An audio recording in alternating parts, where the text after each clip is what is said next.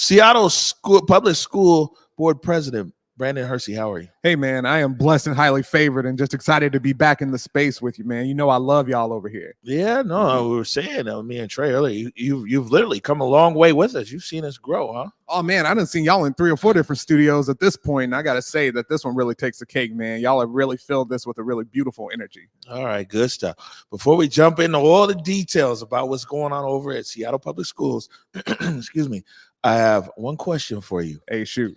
Are the youth still the truth? Hey, man, every single day, brother. The youth are always the truth, man. And let me tell you, especially since COVID has started, you've been one of the few people I've been talking to regularly about what's going on at Seattle Public Schools. They have held us accountable at every step of the way, even as recently as just last month, demanding KN95 masks, meetings with the governor, and just access to testing in general. So they have definitely told us exactly what they need, and I'm just happy to try to meet some of those demands. These kids holding y'all accountable, huh? As they should be. All right, that's good. So, well, speaking of, let's start there, because it was just last month that it was a protest right there at Seattle school headquarters. Hey, man, they brought it to the front line, bro. Mm-hmm. They brought it right to us. And what were some? I know you mentioned the mask. What were some of the demands? What were some of the things that you heard directly from the students? Yeah, man. I mean, I think that the biggest thing is just transparency to start with. It's very unclear, especially right now, what will cause a classroom or a school to go remote. And so they've been asking for us to publish our metrics, which we have, which is basically the information that we use to make decisions on whether a school is in person or remote. They've been demanding specifically KN95 masks, which, as you know, and everybody watching should know, that provide a higher level of protection than cloth masks. And specifically, they want a meeting with Jay Inslee, right, to make sure that he understands first and foremost what are their needs and what his decisions and policies do. All right. Well, excuse me. Jay Inslee, that's the big boss. That's the governor. But right below the governor, though, is the superintendent of public instruction, which actually, the SBI is supposed to inform the governor and inform the governor's decision. Is anybody talking to the superintendent of public instruction? So interim superintendent Brent Jones has had regular communication with Chris Reichdahl, who serves as OSPI for the state. Vice President Hampton and myself have had different conversations with him. But one of the things that I just find really, hard to understand is, we were just talking, and recently he has said that he feels as though we might be in a position to where we can start going to a place where masks are only a recommendation in some of our schools instead of a requirement. And I just don't understand the logic behind it, aside from political pressure, especially as Omicron is just now starting to calm down and there are variants all over the place. So I'm really struggling to understand where the intellectual capacity is coming from for decisions like that. Right. Well, it seems like maybe in a state as diverse as Washington State, where you have urban hubs, you have Seattle Public Schools, the biggest school districts, then Spokane Public Schools over on the other side of the state. You also got a lot of small towns and small counties here. So it very well might not be a one size fits all for all public schools in Washington State, right? Absolutely. And, I want to make sure that I am very, open to the understanding that different communities have different priorities for their schooling and their systems or whatnot, right? But science is science no matter where you're at. And I understand the political pressure aspect of it, but there is nothing that, in my opinion, at this moment gives us the sense of pause or the clarity to, especially for a district the size of Seattle with the urban components, right? It's not a one-size-fits-all model, but what we really need is, since the beginning of this pandemic, this leadership team has said that they are following science, right? And I get it. Mask mandates are tough. It's not a one-size-fits-all situation, and wearing masks in school can detract from the relationships that can be formed interpersonally. But as these, summer months are on the heels, we are coming very close to, a place where we aren't worried as much about cold and flu season. It's warmer. People are spending more time outside. I feel as though for Seattle Public Schools, as the students have demanded KN95 masks just last month, that it's a clear directive, at least for our community, that our children need those masks in order to feel safer in their learning environments. Now, speaking of that, I didn't get all the details on this, but I was following it. People were tagging me on different posts. It's like at Franklin High School, it was just days of like no school, and you try to figure out what's going on. They were like, there's not enough teachers, or there's not enough this, or the kids were like, nah, we're not going to school today. It's not safe. What happened out there at Franklin High School? Yeah, man. So I think that the story of Franklin is the story of many other schools, right? You know what I'm saying? What this really highlights is the disproportional impacts of COVID on communities, Black and brown communities, namely in the South End, right? Because over the course of this entire pandemic, as we've reopened schools specifically this year, we've had 10 schools out of the 104 that have closed due to COVID, and about 60 classrooms that have pivoted to remote. So what this is showing me is that if our students are feeling unsafe, especially at these schools on the South End, that something's not adding up, right? Because as we've had this conversation before, we as people at the top of the system, we make policy, but we don't necessarily always see how that trickles down to each individual classroom. So for me, what that says is that somewhere in our chain of authority, we've got a breakdown in communication, or we've got a situation to where the resources that our students and our teachers need to feel safe aren't making it directly to them.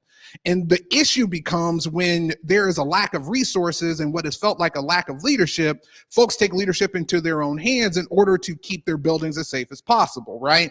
So what that tells me is that we need to do a better job of ensuring that the resources that we're putting in place are actually being utilized and getting to the folks that need them. But at the same time, we need to improve our communication so that we can make these types of decisions as a collective instead of having folks have to make these types of decisions on their own. How can you make the students, I was going to ask you, how can you make the students feel more heard? But let me rephrase that. How can you just better listen to the students? Give them what they asked for. That's exactly it. Because as you heard, one of the big demands that they had was KN95 masks, right? And in the last 2 weeks alone, since the end of January, we have delivered almost 500,000 KN95 masks, not only to educators, but to students 4th and 5th grade, all the way up to 12.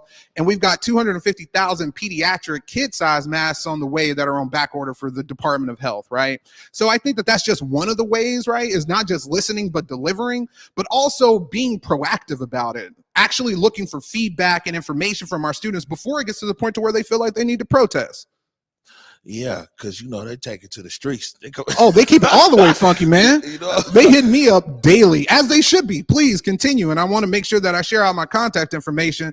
But that's the only way we do better, right? Is making sure that folks are holding us accountable, especially the youth. How long is the term for school board director? About 4 years, man. So I've already put in my 2, and I got another 4. I was going to tell you, what I'm saying, by the time the 4th year comes, you ain't going to have gray hair. You're going to have no hair like me. Hey, man, it's going to be a wrap. I'm already losing it, bro. I'm already losing it.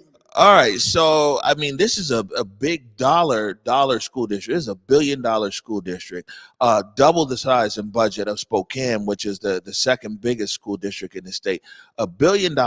You guys just got a bunch of levy money, right? Levies passed. Why don't you explain what happened with this levy, what money you got, what's going somewhere? Yeah, absolutely. And so what I want folks to understand is, first, thank you very much for your support on these levies.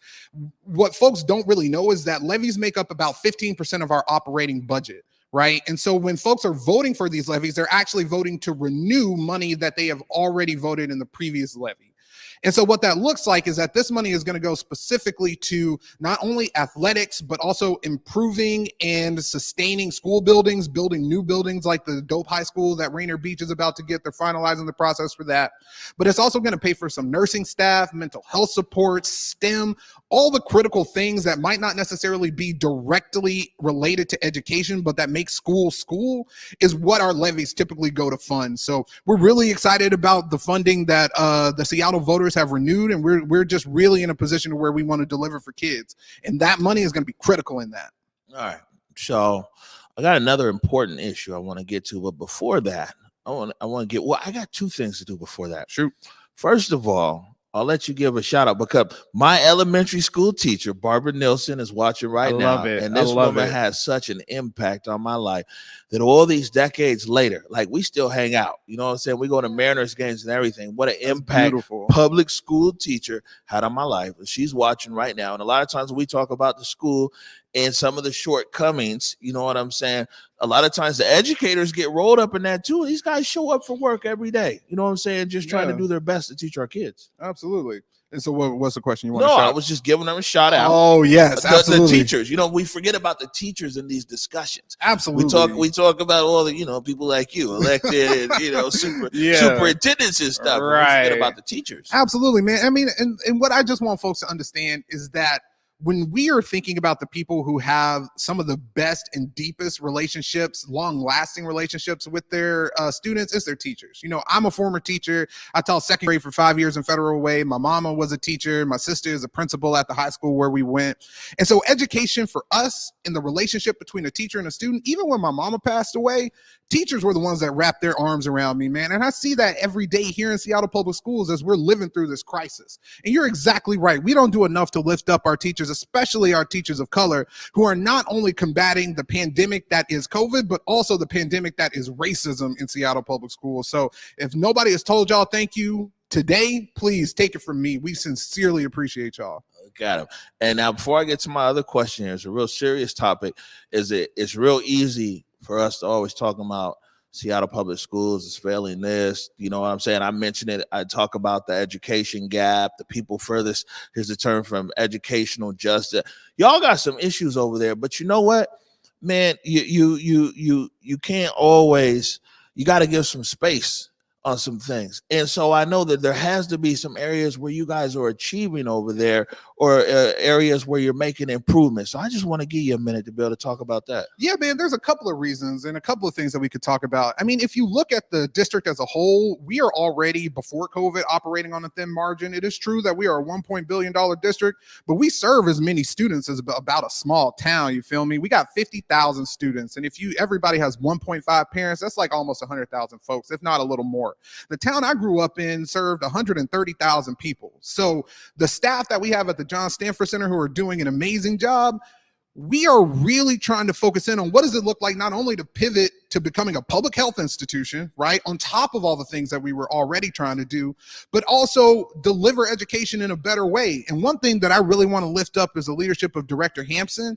Over the past couple of years, she's been working with the Council of Great City Schools and helped lead our board through a completely different governance model. The school board has been wildly dysfunctional for decades, especially in terms of the relationship with the superintendent. And very often the problems that we talk about are adult focused. So in the past year, we have made a transition and are in the midst of making a transition to what's called student focused outcomes governance, where the board is spending the vast majority of its time actually looking at student data and trying to understand, can our students read or can they not? Can they do math or can they not? And that is going to be a critical point of change, because that type of transition has to start at the top. Yeah, no, I hear you. And Hampson also said when we did our community voices, almost 2 years ago.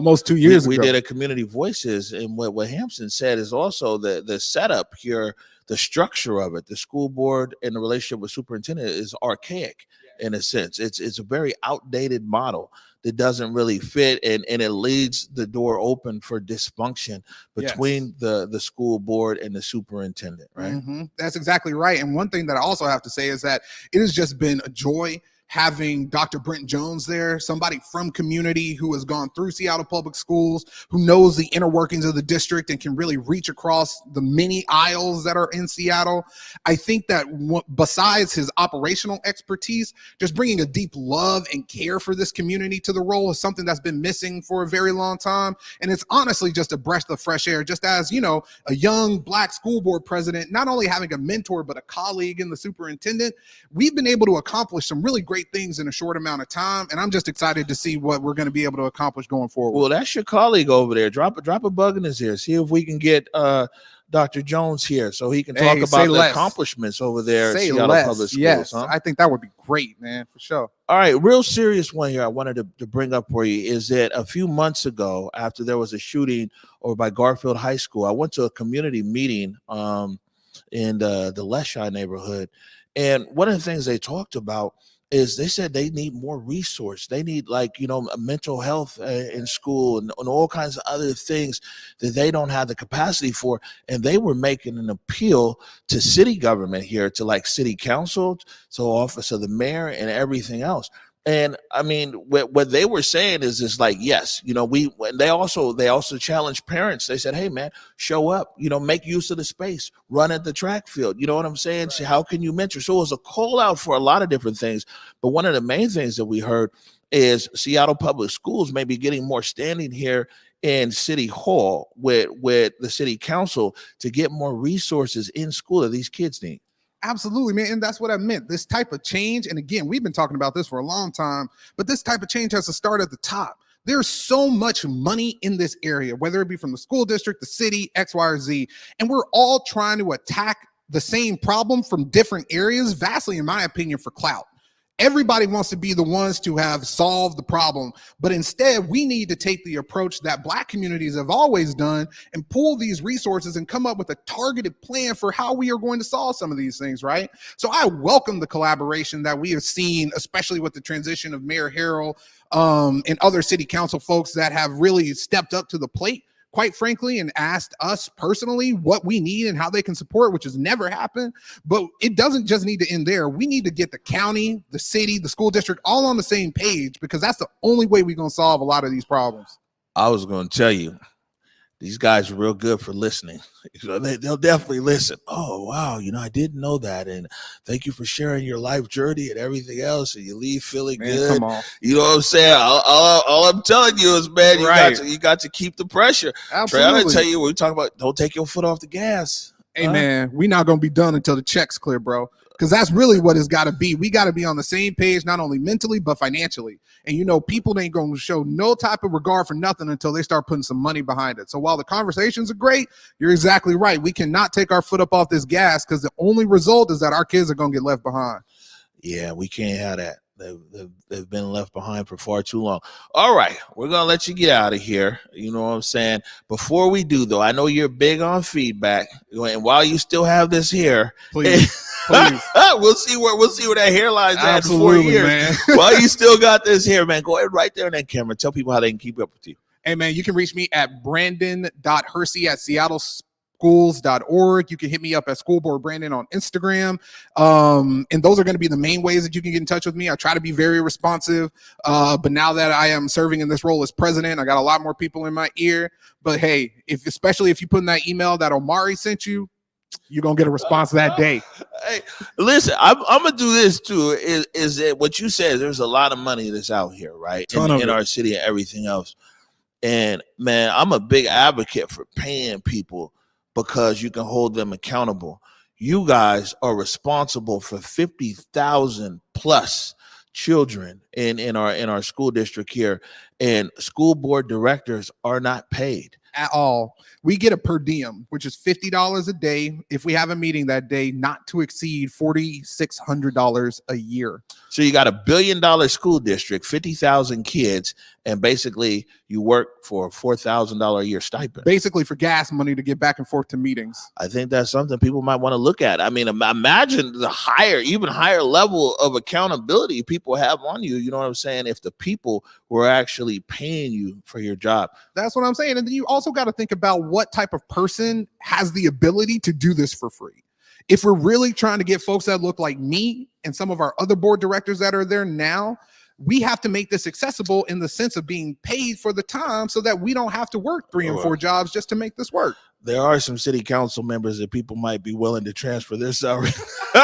Sorry. All right. Brandon Hersey, President, Seattle School Board. Thank you for joining us this morning. The pleasure is all mine, man. I can't wait to be back.